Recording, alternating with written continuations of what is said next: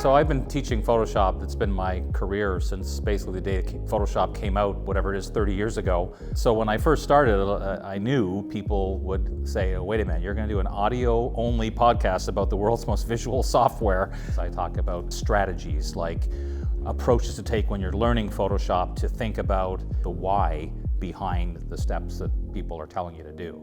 My worry is that people don't start because it looks so overwhelming. When I first started my podcast and I said, well, I have access to Adobe Audition, and I opened it and kind of went, oh.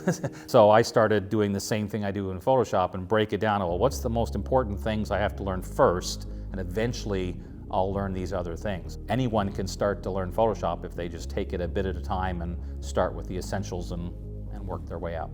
My name is Dave, and this is Podcast Movement.